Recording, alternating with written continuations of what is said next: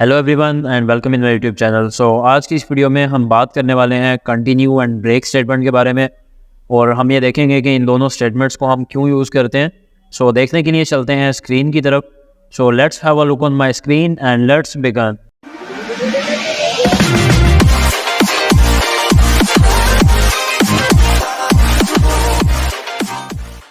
First of all मैं open करने वाला हूँ सबलाइम टेक्स्ट एडिटर।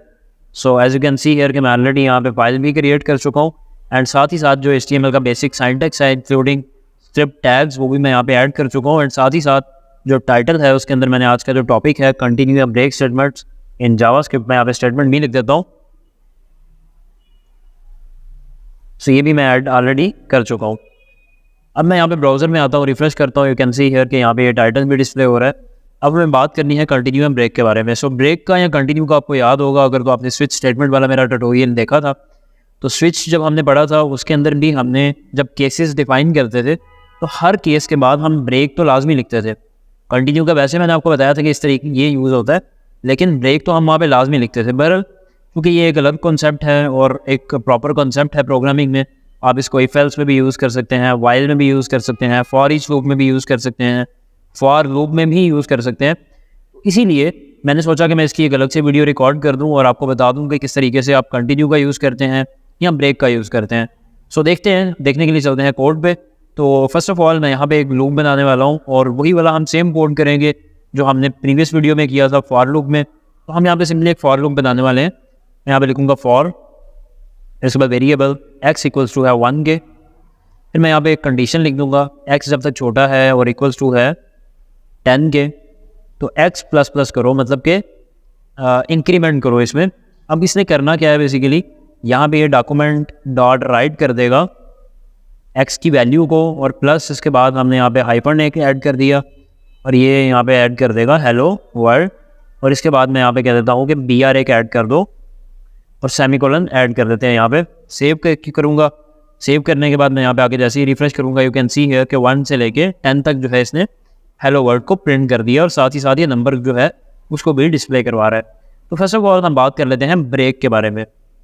तो फ़र्ज़ ये करें कि मैं ये चाहता हूँ कि जब भी 4 वाले नंबर पे आए लोग तो ये इस प्रोसेस को ब्रेक कर दे, इस लूप से बाहर निकल जाए, इस लूप को ख़त्म कर दे। उसके लिए मुझे क्या करना है, डेफिनेटली ब्रेक का यूज़ करना है। तो मैं क्या करूँगा, इसी फॉर लूप के अंदर मैं यहाँ पे लिख दूँगा अगर इफ़ x जो है वो इक्वल्स टू होगा 4 के तो देन आप कर दो ब्रेक। सेव करने वाला हूँ। जैसे ही मैं यहाँ पे आके रिफ्रेश करूँगा यू कैन सी हियर कि जैसे ही x की वैल्यू 4 हुई उसने ऑटोमेटिकली इसको ब्रेक कर दिया। अगर इसी तरीके से मैं यहाँ पे 5 लिखता हूँ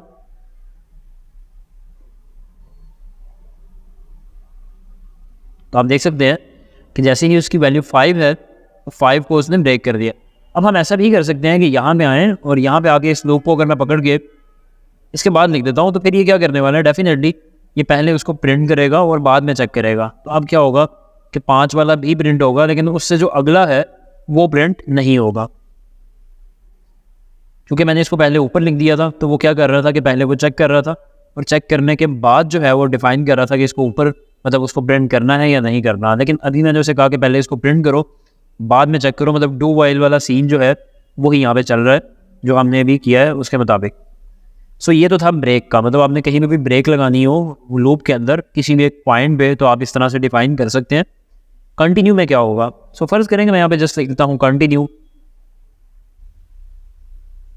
कंटिन्यू स्टेटमेंट क्या करेगा, कंटिन्यू का मतलब है कि इस चीज़ को छोड़ दो या इस पे आप जारी रखो, इस चीज़ को आप इस लूप को छोड़ दो, दोबारा से लूप चला दो। तो क्या होगा कि ये जैसे ही मैं यहाँ पे रिफ्रेश करूँगा यू कैन सी हियर कि अभी कुछ भी फ़र्क नहीं पड़ रहा। 1 2 3 4 5 6 7 8 9 10 जो भी है वो शो कर रहा है, लेकिन इसलिए शो कर रहा है क्योंकि हमने यहाँ पे इसको पहले प्रिंट करवा दिया था। इफ़ जो है वो हम यहाँ जो कंडीशन है वो बाद में चेक कर रहे हैं। तो सिंपली मैं इसको यहाँ से कट करने वाला हूँ क्योंकि हम कह रहे हैं कि जब 5 होगा उसको आपने कंटिन्यू करना है। तो अब क्या होने वाला है, सेव करूँगा। अब जैसे ही मैं यहाँ पे आके रिफ्रेश करूँगा अब आप देखें तो 5 जो है 5 वाला यहाँ पे डिस्प्ले ही नहीं हुआ। उसकी रीज़न क्या है कि जब कोड यहाँ पे आया उसने देखा कि x की वैल्यू 5 हो चुकी है तो हमने उसे बोला था कंटिन्यू कर दो। तो कंटिन्यू के बाद वो इधर नहीं आया, इसने उसको छोड़ दिया और वो डायरेक्टली दोबारा से फॉर लूप में चला गया। तो दोबारा जब चला तो उसने एक्स की वैल्यू में चूँकि इंक्रीमेंट कर दिया था, उसकी वैल्यू क्या हो चुकी थी, उसकी वैल्यू बढ़ चुकी थी, 6 हो चुकी थी। इसीलिए उसने यहाँ पे 6 को डिस्प्ले करवा दिया। उसने जो मतलब 5 है उसको उसने डिस्प्ले नहीं करवाया।